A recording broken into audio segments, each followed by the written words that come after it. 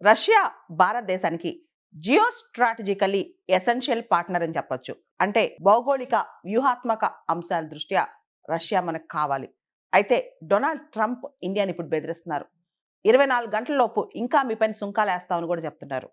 ఓ పక్క Donald Trump ఇలా బెదిరిస్తుంటే, మరో పక్క క్రెమ్లిన్ రష్యా నుంచి మనకు సపోర్ట్ దొరుకుతుంది. ముఖ్యంగా Russian spokes person, Russian president తరపున స్పోక్స్ పర్సన్ ఎవరైతే ఉంటారో దిమిత్రీ పెస్కోవ్ ఆయన ఒక స్టేట్మెంట్ ఇచ్చారు.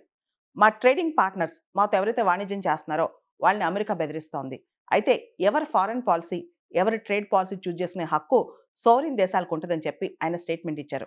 ఈ స్టేట్మెంట్ ఇండైరెక్ట్‌గా భారత్‌ని సపోర్ట్ చేస్తూ అజిత్ దోవల్ గారు మన నేషనల్ సెక్యూరిటీ అడ్వైజర్ హుటాహుటిన రష్యా బయలుదేరెళ్లారు. ముఖ్యంగా రష్యాతో ఎనర్జీ చర్చలు కావచ్చు, లేదా S-400 మిసైల్స్ ఇంకా మనకు కొన్ని రావాల్సింది. వాటికి సంబంధించి ఇతరత్ర వాణిజ్య అంశాల గురించి చర్చించడానికి ఆయన వెళ్ళినట్టు తెలుస్తోందనమాట.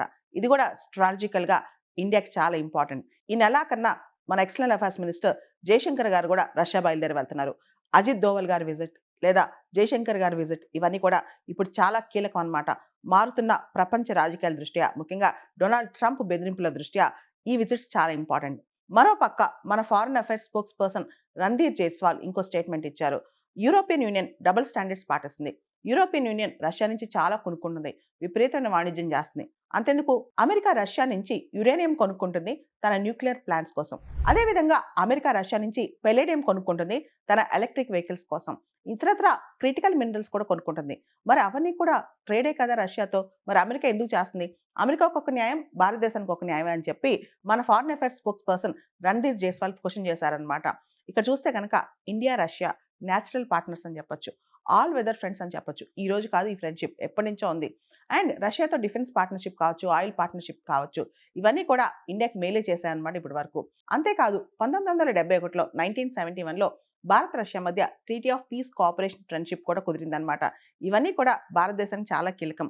ఇప్పుడు ఆర్ఐసీ మళ్ళా వార్తల్లోకొచ్చింది. రష్యా, ఇండియా, చైనా అమెరికాని కౌంటర్ బ్యాలెన్స్ చేయాలంటే, అమెరికాని చెక్ పెట్టాలంటే రష్యా, ఇండియా, చైనా ఒక కూటమిగా మారాలి. అమెరికా యొక్క బెదిరింపులు, థ్రెట్స్ అన్నీ తట్టుకోవాలంటే ఇండియా, రష్యా, చైనా కలిసి రావాలి. అదే ఆర్ఐసీ అన్నమాట. Russia, India, China partnership. ఈ ప్రస్తావన ఎప్పటినుంచో ఉంది కానీ ఈ 3 దేశాలు ముందుకు రావట్లేదు. ఈ 3 దేశాలు గనుక వస్తే అమెరికాకి చెక్ పెట్టడం అంత పెద్ద కష్టమైన పనైతే కాదు.